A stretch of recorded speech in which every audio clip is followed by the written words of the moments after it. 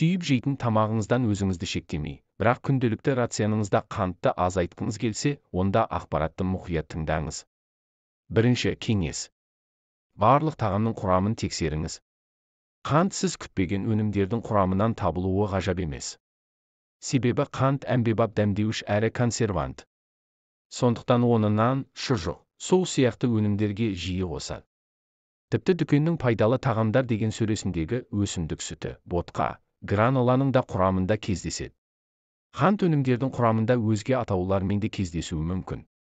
Көбінесе оларға оза жалғауы жалғанады. Мысалы декстроза, мельтоза, патока, меласа және осыған ұқсас қоспалар. Егер рационыңыздан қанттың мөлшерін азайтқыңыз келсе, оның баламасын іздеп көріңіз. Оны іздегенде жазылу реттілігіне назар аударыңыз. Егер құрамында қант болса, әдетте 4-ші жолда жазылып тұрады. Екінші кеңес. Құрамында қанты көп жемістерден аулақ болыңыз. Көбісі білмеуі мүмкін. Алайда жемістерде де қант болады. Жемістердің басым бөлігінде гликемиялық индекс деңгейі орташа, бірақ кейбіреуінде ол өте жоғары. Әдетте ондай жемістерден кейін қандағы қант мөлшері жылдам артады. Олар жүзім, банан, құрманың тәтті сұрыптары. Көкөністердің қатарынан қызылша, батат және асқабақты айта аламыз, бұқтырылған күйде. Бұл дегеніміз, рационыңыздан мұндай тағамдарды мүлдем сызып тастауды білдірмейді.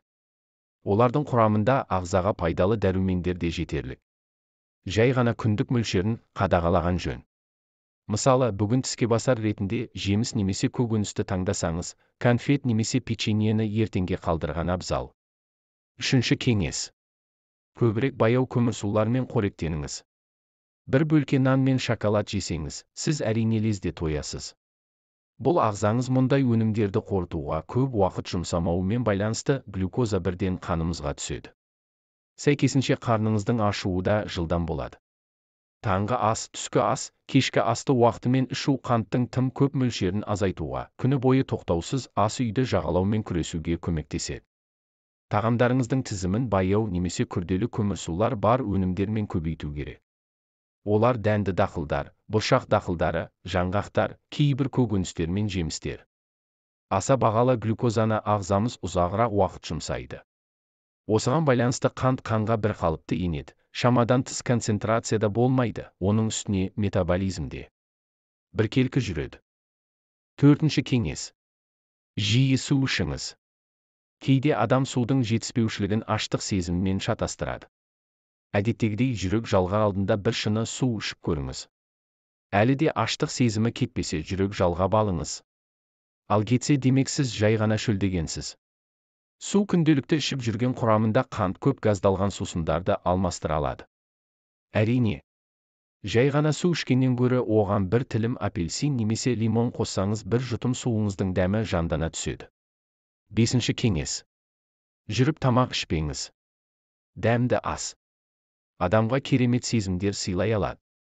Бірақ кешке фильм көріп отырып тәтті мармелад немесе попкорн жесеңіз, ал таңертең жол үстінде бір кесе шырын немесе кофе ішсеңіз, бұл тіске басарлардың болғанын байқамай да қалуға болады.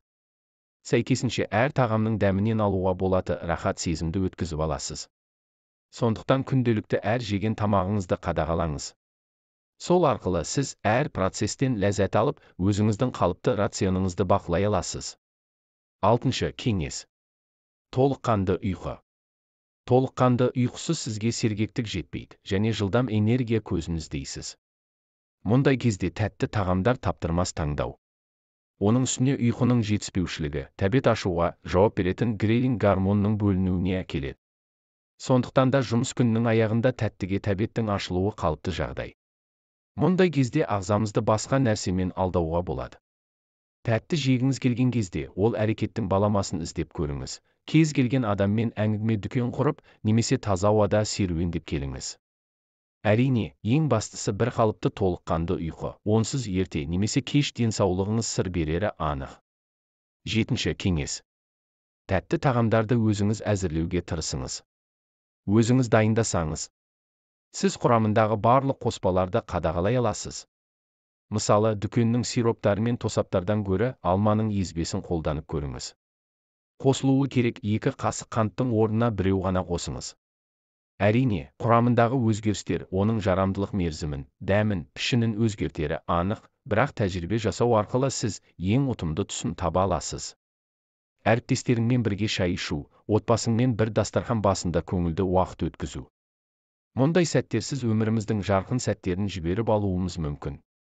Сондықтан тәтті тағамдардан толыққанды бас тартпасаңыз да болады. Тек ондай сәттерді өз қолыңызбен пайдалырақ әрі дәмдіре кете аласыз.